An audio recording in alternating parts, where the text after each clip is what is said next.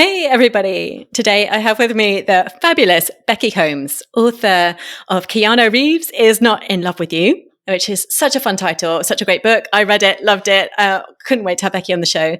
And she is also the creator of and the voice behind the incredibly popular Twitter X account, Death to Spinach. She has over 118,000 followers, which shows you just like how entertaining it is, how much people want to engage with her. And I can totally understand why. And Becky just has this really interesting and impressive relationship with like how to bring humor into like unpicking things that are happening online in a way that we'll dig into more. But that makes me want to ask her all the questions. But before we do, Becky, is there anything else people should know about you and your work? I think probably my Twitter account speaks for itself. Right. Probably. No, I think I'll have a think about what people need to know about me and come up with something suitable at the end. Yeah. Oh, great. Love it. Little bit of teaser. Amazing. Although that's fabulous. Yeah, I've set myself up for something there, haven't I? It could just be, I hate spinach, obviously. But yeah, maybe. Yeah. No problem. And as I said in the intro that I really enjoyed the book, Keanu Reeves is Not in Love with You. It's a brilliant title. It's such a great concept and it is so well executed for like a nerd that like me that actually also really appreciates like how people actually manage to get like that voice, that experiences onto the page and in a way that makes it like really gripping. Like I zipped through it and then also wanted to go back and reread it to be like, how did she do that? That was so good. Do you know what? So many people message me saying, I loved your book. I read it in a day. And I've thought, can you not do that, please? Because it took me the best part of 2 years. Can you at least stretch it out? It's make it last longer. It's like you spent all this time. But of course, it's great. If somebody reads something in a day or a weekend, it means that they can't put it down. So, exactly, it's a great compliment. It is. And for listeners that haven't yet read your book, I highly recommend it. But for those that haven't, would you mind just sharing a little bit about the concept or the impetus behind it, just to kind of give them a sense? So it's about, it came about through my Twitter account, which is basically where I expose nasty people from the internet. So for this book, it was fraudsters. And I sort of exposed them by kind of messing around and making them seem silly. So I include that within the book, but then start talking about some very serious subjects around romance fraud as well, and the psychology behind it, and coercive control, how that plays a big part, controlling relationships.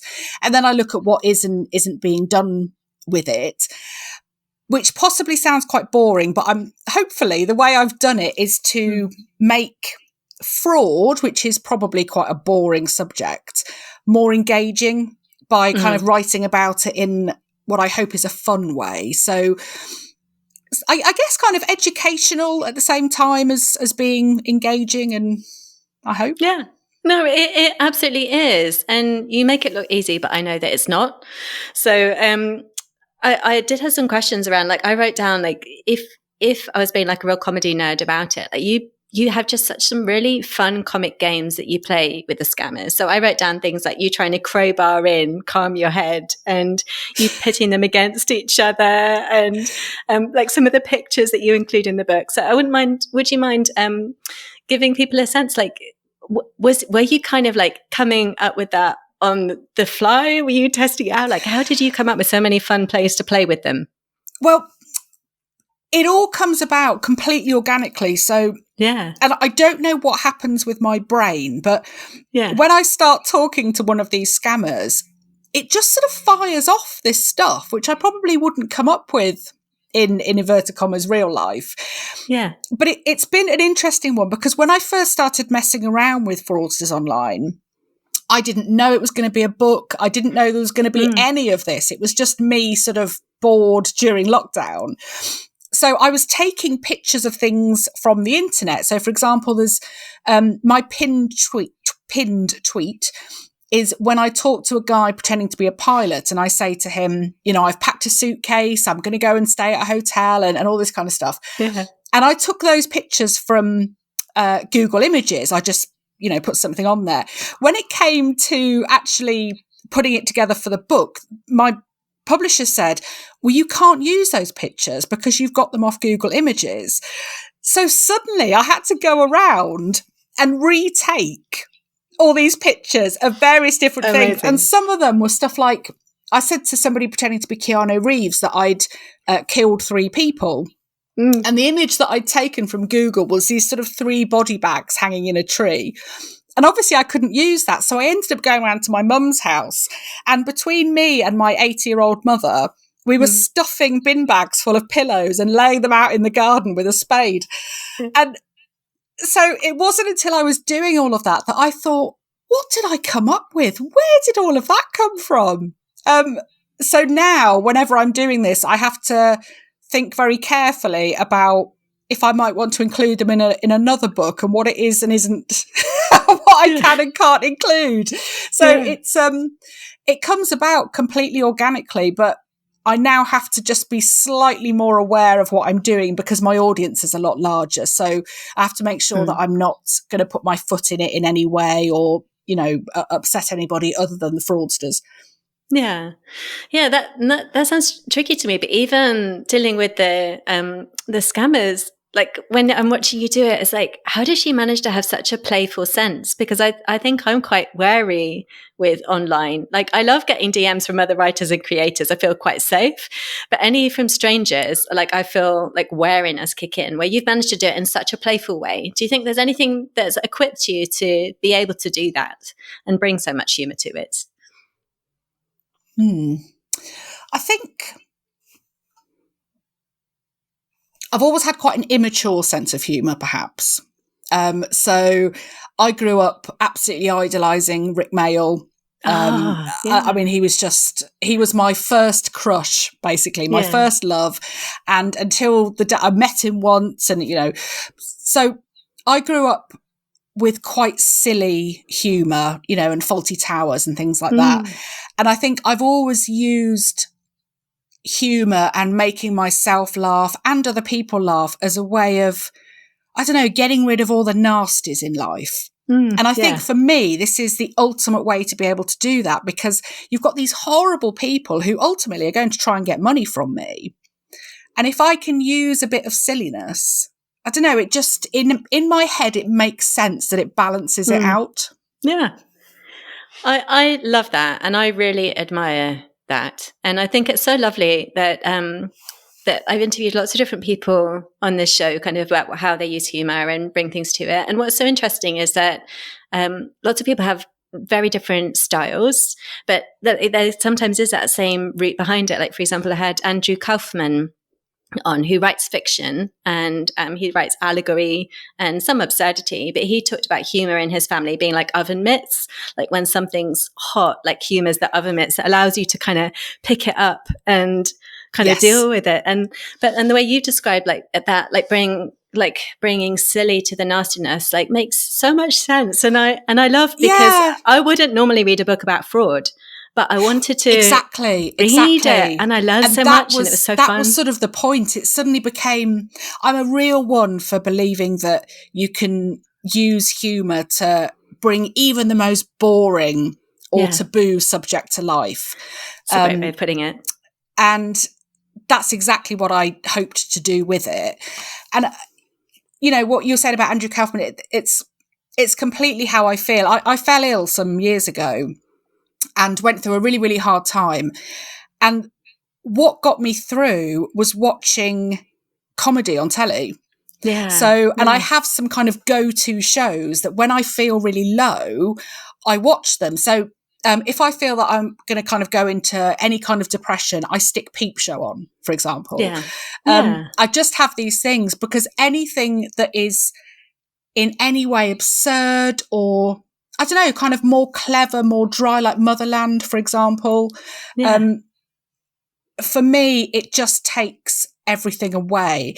And there's been a lot of illness in my family, and I can relate to the oven mitt thing because we all talk about illness and we laugh at each other for having various things. So if there's times when I haven't been able to get up the stairs for stuff that was happening before, my mum would sort of come along and we'd kind of laugh as she tried to pick me up on the stairs. And I think that is so important. I look at some people when they don't laugh in their life and I think, how do you get through every day?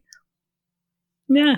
Yeah, and you explain that so beautifully, and that's why I think I get.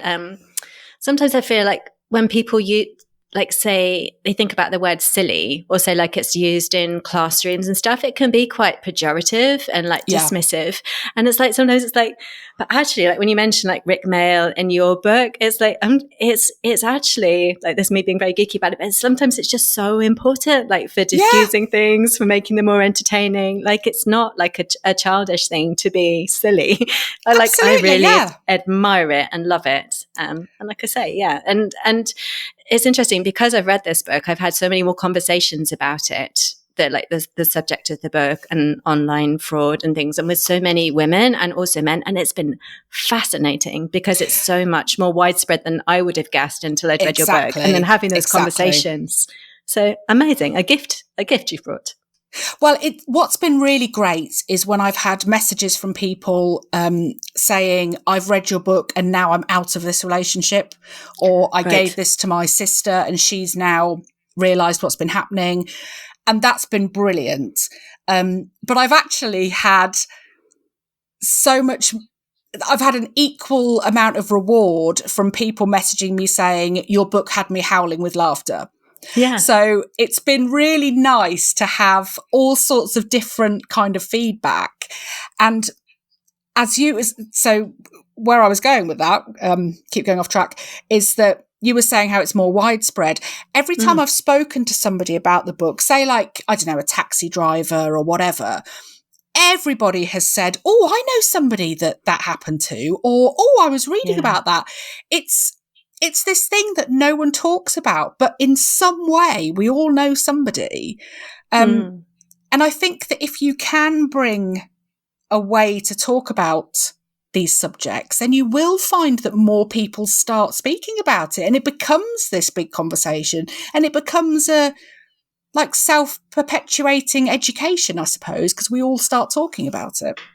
Yeah, which is brilliant. And like I say, for people who are listening, like you say, it's also just very funny too. Because and as I was sort of reading it, I was like, gosh, that it really like shows, like we hear, it can almost sound like a cliche when we say like the power of something, like the power of humor or the power of laughter, but it is really like you are so empowered taking them on with like these games and humor.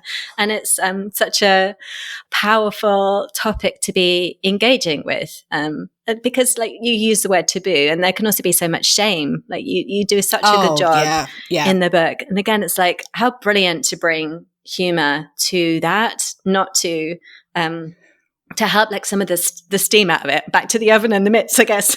Yeah. So I love it. It was a fine line. I mean, as you'll know from reading it, I interviewed quite a few victims of fraud, and I had to be very careful not to let the humour, not to sort of be humorous, like as a way of being pejorative to them. So it was a case of being very sensitive about that, but then going on and talking about something else. And fortunately, the feedback from the people in the book has been very good, because that's always a worry. I didn't want to do anything that would have seemed disrespectful to the victims who'd given me their time. Yeah. And I was so impressed by that. And again, as I say, like as a bit of a structure nerd as well, I went back to see like, how did you manage those transitions? And it's so skillfully done how you take us from those sections and into those stories. Which like if you can just enjoy it as like an experience tearing through it in a day. And also I appreciate the skill it takes to do that. I really do. So the structure. Oh, oh God. At one point I had, because this is my first book, and my agent kept talking to me about a narrative arc, and I kept thinking, oh, shut up, bloody narrative arc. And they said, there's got to be a story. You've got to look at the structure of this. And I was thinking, I don't know what to do here. And I ended up writing things that I wanted to include. On each thing was on a different Post-it note. And my flat, the wall of my flat was covered in these Post-it notes. And I would like just change the order of them every so often until it got to a point where I thought, there is the structure. But it literally took me having to visually do it, because I found that really hard to start with. Really, really hard. Once I'd got it, that was it. I was away. Yeah. But yeah, it's something that, you know, hopefully I'll go on and do another book and I'll be able to take those lessons forward. And I've already stocked up on Post-it notes. You're all set. Oh, I love it. But again, amazing then to make that transition from like knowing the things that are getting the responses in your Twitter X account, but then also being able to like successfully transition it to a book. And was there anything that you found surprising about that publication process? Yeah, I think how long it takes. Yeah. So my view was, I think I put this in the book, I'm not sure, that basically you have an idea, you write it all down, you send it off to a publisher, they go, oh, that's nice. And then they send it off to be printed and it's done. Yeah. What was I thinking? It was like that. It was the editing processes and then the legal read, because obviously it's not fiction, it's non-fiction. So it had to be, and I was talking about money and I was talking about people from my past as well. So we had to have quite a lengthy legal read. It took a long time. And then there was quite a long period of time between all of that being done and it actually being published, because there was a time of year where they thought it would be best. And it seemed to be a really, really long waiting game in between each section. And I found that really frustrating, because I'm somebody that if I know something needs to be done, I want to do it now. And then I want somebody to respond now. But of course, you don't get that luxury. You have to wait and wait and wait. But again, it's one of those things where I'm glad that I've had that lesson, because when it comes to doing it all over again, my expectations will be exactly where they need to be. Yeah. Yeah, that makes so much sense, and that's really helpful for people to know. And I saw from your Twitter X account that you've actually just signed with Curtis Brown as well. So firstly, congratulations. That's amazing. It's wonderful. And to the extent that you're able to say, what's that process been like? Well, I did actually have an agent beforehand. Yeah. So my agent was a lady called Jo Unwin, who is fantastic. She's married to Chris Morris, who did Brass Eye and The Day to Day. So I just love her. Now, we had started, you know, working together and doing bits and pieces. And then she announced that she was leaving the industry, and I was absolutely devastated. So I was sort of lucky in that I had somebody already, and therefore I suppose I was considered somebody of interest, if you like. So I think some of the other agents were looking around and seeing which of Jo's clients they might like. And I was very fortunate that Curtis Brown were interested in me, because when Jo said to me, who would you like as your next agent if I can help? It was them that I wanted, and they got in touch with me even before Jo was going to try and sort of sell me. So it's been relatively easy for me, and I don't take that for granted at all. You know, getting an agent is very, very, very difficult and very disheartening. And I've spoken to other authors who just haven't been able to do it and to get themselves noticed. And they could well be best-selling authors in the making, but they just haven't hit the right note at the right time. So I feel unbelievably fortunate. Yeah. And I mean, that's wonderful to acknowledge, and very heartening for listeners to kind of hear that transparency. And you've already mentioned that your Twitter X account was already like well up and running long before you kind of came to the book. Yeah. Did you still have to pitch an agent, your first agent, or did they come to you? How did that work, to the degree you're able to say? Well, again, this was very lucky. I was very, very lucky, because an author who I really like, I saw that she started following me on Twitter, and I messaged her and rather pathetically said, oh God, I love you. I think you're great. And she messaged back and said, I really like what you're doing. I'm going to mention you to my agent. And I had to do a lot of chasing to get, you know, an initial call with them and stuff. So it's not like it just sort of fell into my lap. But at the same time, again, I was very, very fortunate. I didn't, because while I was doing the Twitter stuff, I didn't think that it was going to be a book. It's not that I didn't have that traditional, I want to write a book and now I'm going to go and look for an agent. It sort of happened the other way round. And I'm glad, because I'm quite a sensitive soul. And the thought of, you know, trying to get people to notice you and then being turned down, I think I would have found that really, really hard. And I really admire anybody that keeps going and, you know, gets on top of it and gets their agent and gets a book out. I think that is tremendous. And I'm not sure that I would have had that in me. But there's so much you have in you that there's like so many questions I want to ask from that. But the first one being that you've mentioned that you're sensitive, and that probably is true for lots of the like writers and creators listening too. Yeah. But what strategies have helped you, do you think, being able to be so public online? Because like I have a lot of conversations behind the scenes, and it is something that people struggle with, just because like there can be so much good that comes, but then there can also be kind of the flip side of that in terms of attention. Is there anything that's helped you like feel steady, grounded, whatever you need to be able to deal with all those people kind of coming in? I think I keep saying how lucky I am, but I'm going to say it again. Okay. When you go onto Twitter, I refuse to call it X. Yeah, it's always Twitter. Let's do that. There's a lot of very horrible, spiteful, nasty people on there.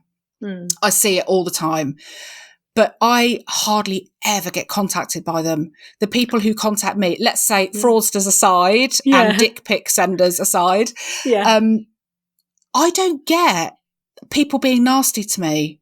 I mean, I'll say that this will go out and then people will think, right, we're not having that. Send a load. No. But, you know, I haven't had a lot of abuse that you hear that people get. And I think it's possibly because I stay away. I do what I do on Twitter with the fraudsters and the dick pic people. I don't get involved in other people's arguments. I don't get involved in politics or religion or, you know, that whole dinner party thing. Never talk about politics, religion, whatever. And I think because of that, I've perhaps flown under the radar in terms of how cruel people can be. I mean, I've had some people, you know, comment on my weight or tattoos that I've got or stuff like that. But I'm very lucky in that, because the overwhelming majority of people just say really nice things about how my stuff is funny and it, you know, it makes them laugh. It's educational. Every 1,000 comments that I get somebody saying something unpleasant. So it's so diluted, the unpleasantness. And also it goes back to the humour thing. Sometimes what I can do is use what somebody's said, you know, something unpleasant, to make a new Twitter post and to make that funny. Yeah. So it's sort of the way that I do it. And I'm also lucky that I have friends who I'll say, look what this person said. And they'll come up with something that is so hysterical, like so dry, that it will just make me laugh. And I think, oh, fine. Yeah, done. Yeah. That's that unpleasantness gone. Yeah. I think if I wasn't doing what I'm doing and I didn't have so many people who are very nice to me, very kind to me online, I'd find it hard. I know I hear about people, and I'm talking about actual celebrities, people in the public eye, who get bullied online. And I don't know how I would ever cope with that. You know, I've spoken to people who, I guess, regular people, non-celebrities, who have been through awful things, and they're stronger than me. You know, I don't know how I'd handle it. I'd feel very vulnerable. Yeah. That makes a lot of sense, but I love the levels of your friends being able to make you laugh about the ones where you being able to respond with humour. So again, it's like humour is the answer to so much, isn't it? Just putting it back in perspective, like you say, being diluted. I love it. And my friends know that if ever I'm down, they don't. They won't come round and offer me words of wisdom and all the rest of it. They'll come round and say, I don't know, just be very sort of dry and kind of take the piss out of me for being depressed. And it works. It actually works. Yeah. So, yeah. I love that. And you're also a really experienced speaker. Like you've given lots of talks about the kind of content of this book. And before we started recording, you were mentioning that you'd just been on This Morning, I think it was. And so I wondered, like, I can see from the outside, like, so many reasons why people would love to have you as a guest and a speaker. But for any writers and creators who are listening, who kind of partly want to do that, they would love to be on more panels, or they would love to kind of go to, a book event or give a book talk, but actually, and they would like to bring some humor to it as well, but they don't feel super confident yet. Are there any tips that you would have for that kind of person? Oh, that's a hard one. I know, because you're so good at it. Sometimes it's kind of hard to unpick, but I just wondered if there's anything you think, oh, that's a little place to start, or a little bit of encouragement. I mean, I suppose you can never go wrong with I think in my view, if you know your subject, so romance fraud, for example, I know that subject and I will happily talk 24/7 about it because I'm confident in my knowledge. Yeah. Now, if you're confident in the knowledge of your subject, you know 100% more than everybody else in that room. So you will always be able to say something of interest to every single person in that room. You don't have to be word perfect. You don't have to never stumble over your words. People don't want that. They don't want polished. Sometimes people think they have to go onto a stage and be a slick presenter. I don't, when I see people like that, I'm bored. I want humans and people who do kind of stutter over their words and do sort of let out, the odd swear word and then say, oh shit, sorry. And I think it's that thing where you're human and you're nervous about it. Just go with it because it doesn't matter. It just doesn't matter. I have this thing and it's sort of too deep really, but it's kind of relevant. I have this thing where I've dreaded the thought of being on my deathbed and looking back and thinking, why didn't I do that? Why didn't I do that? And I think with something where you're not sure whether you want to do it, or you're nervous, or you think that you wouldn't be as good, in like 40 years' time on your deathbed, you're never going to look back and say, oh, I wish I hadn't done that talk because I messed up those few sentences. It's just not going to happen. You're going to think, I'm glad that I did everything. And I really believe that. I really believe that, God, if you don't take every chance that comes your way, if you don't step out of your comfort zone, you've just existed. You haven't lived. I love that. And that's super inspiring. And again, I think if you have got a bit of a filter for humor in the sense of like appreciating what that can do or how you manage situations, then I do feel like so many things looking back are a funny story. And I'm really aware of this because my husband and I have like slightly different filters for things. Like we've grown up with humor in different ways. And there's so many things that I would like, some things have gone wrong or been really embarrassing. And I think it's absolutely hilarious quite at the time and quite soon after, where he's still in the mortified stage for a bit longer than I am. But or I would tell things, it's like, that's awful. I was like, no, it was kind of a little bit awful at the time, but now it's so funny to me that I did that really stupid thing or that really embarrassing thing. Because it makes you who you are. Totally. Yeah. And you can really see you kind of living life to the full and making those opportunities. And it's not easy, like always being a creative person either, and making this content. So amazing that you're bringing that kind of joy and lightness to it too. And do you have a sense, because this book has been so successful and your Twitter account is so successful, do you have a sense of kind of what you might like to explore next for your book. You don't have to tell us what the content is, but like how far do you like to kind of think ahead for yourself to kind of get that balance between kind of grabbing opportunities and thinking, oh, what do I want to do next? Not an easy question. No, I think when I started the book, I didn't really think that many people would buy it. So I didn't put much thought in beyond publication day. Yeah. And then I got asked to do lots and lots of things. And I thought, oh, quite enjoying this.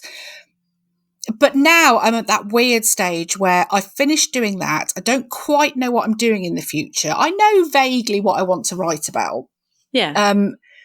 I think I'm going to have a period. I'm sort of halfway through a proposal for a new book idea. I've been doing a lot of podcasts. I've been doing quite a bit of TV and stuff. And as well as doing the proposal, I'm kind of sitting back and thinking, okay, what do I actually want now? Because I've had my finger in a lot of different pies, which I like, but I need to kind of have a think about where I go. And I think my heart really is in writing.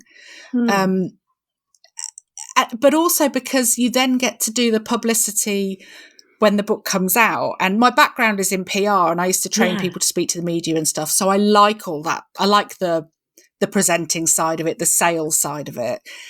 So I think it's going to be, the future is going to be writing with the view to then being able to talk about what I've written. So it's a very long process just to be able to have a few chats with somebody.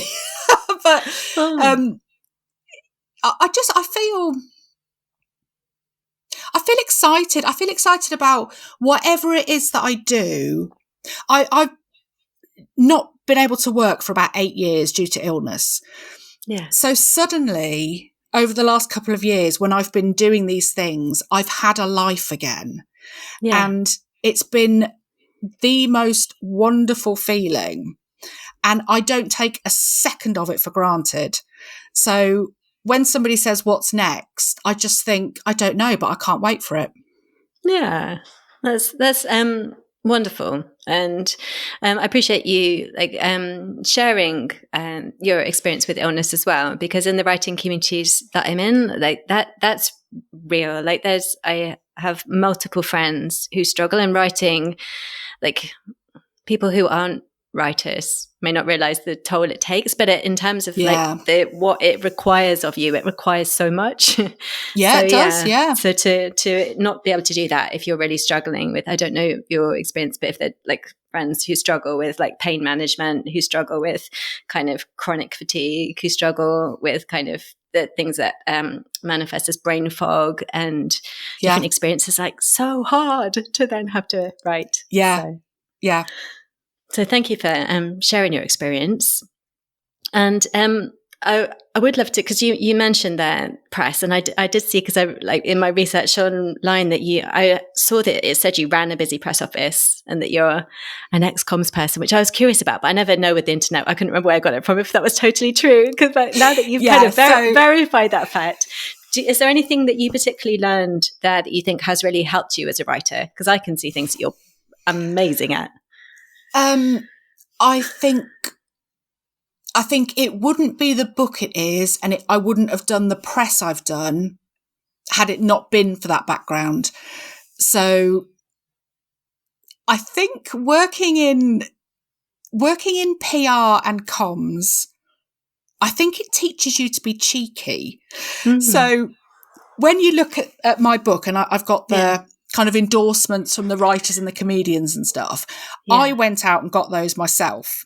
So it wasn't my agent, it wasn't my publisher. It was me thinking, right, who can I ask to do my PR? Like, who can I get favors from? Who can I do stuff? Who can I, ask to help me? And I was so glad that it did, because Daniel Finkelstein from The Times, for example, I asked him to review it, thinking, well, he's going to say no. But he didn't. He said yes, and he loved it. And then the 5 pages in the Times magazine came about because of that. So I suppose it's that thinking, okay, in an ideal world, who would I get to look at this? Oh, right, it's them. Okay, I'm just going to ask them. And it's being cheeky. I love, but yeah.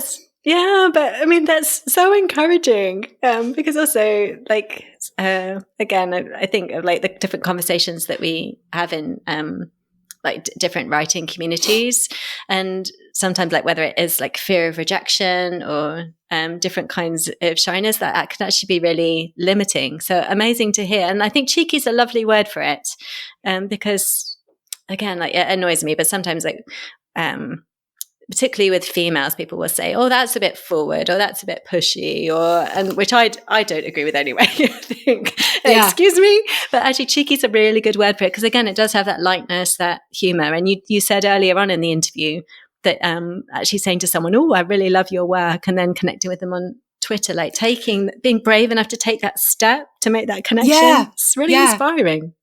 I think that's a PR thing. I also think, on the more serious side, PR, because I used to do a lot with crisis communications. And I think that teaches you, I mean, I've made some mistakes in my career in terms of reputation management. And I think I look back to some of those lessons and, you know, I sort of say to people, don't say anything that you wouldn't want to see on the front page of the Times tomorrow. That's kind of the mantra. Yeah. And now if I go on telly or I do, you know, radio or a podcast or whatever, I've always got that in the back of my head. My sense of humour can be very dark, and I have to make sure that stays among my friends who are equally as as peculiar, because sometimes what you say or what you write, it can go to an audience that you're not aware of, and it can be taken in a very different way.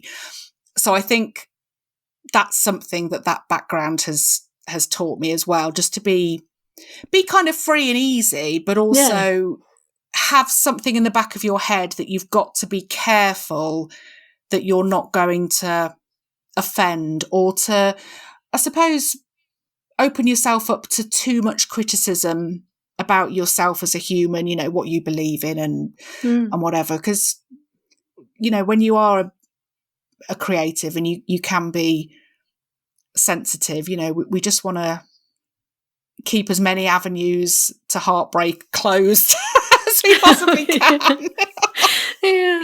Oh, well, thank you. I find it so inspiring, the way that you've been able to do that, the way that you've been able to kind of figure out what makes sense for you to like protect what you need to protect, like you say, including your heart as a creative, but still have this lovely like honesty and, like, use the words free and easy, like that liveliness and energy that does draw people to you. And as soon as I reached out to you, because as soon as I saw you, I was like, this person is amazing. Like, I love what she's doing. I don't know how I would do this. I have to learn from her. So I'm so happy you agreed to come on the show. Thank you.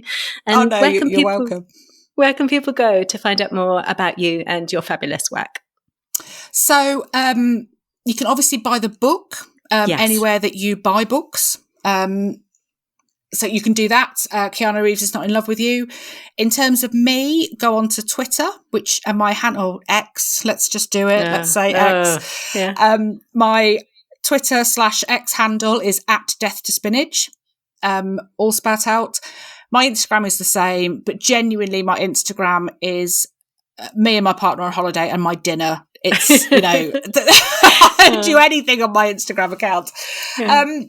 And that's probably it. I think if you Google me, which I did, believe it or not, I did this for the first time 4 months ago. Googled myself, because my friend said, "Have you ever Googled yourself?" And I went, "Oh, no." And then I felt really nervous. But if you do Google me, you can see various bits and pieces that I've done, you know, on YouTube, and wrote like a couple of newspaper articles and that kind of thing. So I'm all over the shop. Amazing. Now we'll put that in the show notes. Thank you so much, Becky. It's been so fun chatting with you. Oh, it's been really good. Thank you. It's a shame it has to end. I'm going to go off air now, and I'll just be like a completely miserable face. I won't look like this. I've been all lovely and kind of like this for the last 3/4 of an hour, and I'm just going to go off and, you know, that's sit. okay. That's okay. Awesome. Bye for now. Thank you.